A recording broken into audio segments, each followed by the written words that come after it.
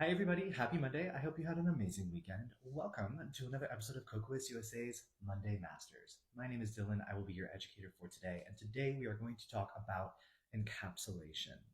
So, the term encapsulation has been in the industry for a very long time. The first time I ever heard of encapsulation was as it was pertaining to acrylic nails, when the artist would build 3D flowers out of acrylic products on top of the nail and then encapsulate those acrylic flowers or whatever acrylic design they did in a clear product so as to smooth out the nail.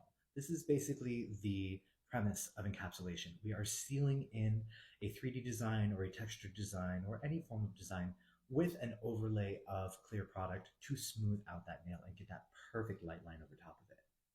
So we could encapsulate things like chrome, like foil, crystals, chains, things like this. Anything that is kind of an extra texture on top of the nail.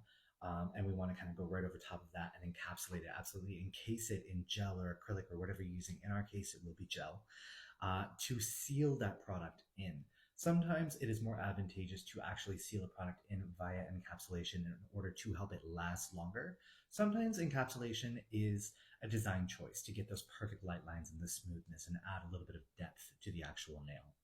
So I know that in our industry right now, 3D elements, things like using boba gel or our no-wipe accessory bond or any kind of thick product to add texture on top of the nail is kind of the new trendy thing. But definitely there are some people, myself included, that really, really appreciate a super smooth nail, especially if people have tactile issues or if they just don't like anything to be kind of overtly like over the top with their manicures. They really prefer to have their designs encapsulated to have that really, really perfect smooth light line. There's also a lot of advantage in lasting power when it comes to encapsulating things, especially things like chrome designs, where we all know chrome has a tendency to chip quite often. By encapsulating chrome designs, you're giving it a much stronger lasting power because you're giving it a little bit of a shell of protection over top of that chrome. As for what products to use when you are encapsulating design, that really is kind of a pick your own adventure kind of situation. Any kind of clear gel or clear product will typically be what you want to reach for, but you're going to play with different viscosities. And it's going to depend on how much texture you're trying to cover, how little texture you're trying to cover, how fast you're trying to move, a couple different things. So I have three options here that we're just going to talk about really quickly. First option, if you're encapsulating just a little bit of texture, maybe you've done like some color blocking, some layering, or even if you've done like painted like a anime character or something like that, and you have lots of layers of gel and you're having lots of texture. We're going to use something to encapsulate all of that texture, but because it's not an actual 3D design, you don't need a ton of builder, you don't need a really thick layer. So you can use something like our ultra glossy top coat. The ultra glossy top coat has a medium viscosity. So it has a little bit of lift. It's got a little bit of volume when you apply it with a bead. It'll self-level really, really nicely. But that small amount of texture, this top coat is going to be able to really smooth it out beautifully and self-level really nicely, which is going to make your encapsulation step a little bit quicker. You don't have to rely on something like a really strong builder gel or anything like that if you're just covering a little bit of texture. Second option here, maybe you have a little bit of a higher texture with your design and you really want to have a better chance to kind of smooth it all out without the gel self leveling too much and maybe getting a little bit too bumpy. This is when I would reach for the platinum filler base. Platinum filler base is a semi-hard builder base. It's got a thicker viscosity than the ultra glossy top coat. So you're going to be able to build it up a little bit higher without it self-leveling and smoothing itself out too quickly. So you have a little bit more working time and you'll be able to encapsulate higher textures a little bit more easily. Third option, okay, you're really going for it. You've sculpted maybe some 3D boba gel flowers, painted them with beautiful colors, lots of height, lots of texture, and you want to really encase it in gel, make it look like they are trapped in glass. This is when I would reach for something like our Excel Builder Clear. This one is potted because it does have a very, very high viscosity.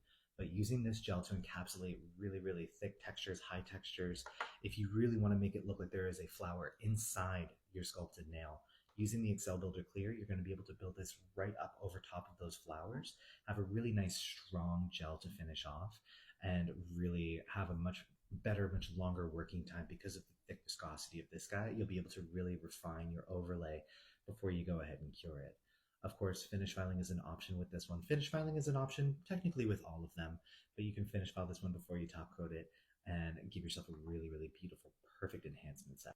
So I'm going to show you guys a little example here. I'm going to be using our platinum filler base to cover this design that I've made here. I'll show you up close a little bit better, but it's a double layered chrome snake that I created over the Nail Thoughts Taro Milk Tea base. It's got a little bit of extra height, so I'm going to use the platinum filler base just to really smooth it over.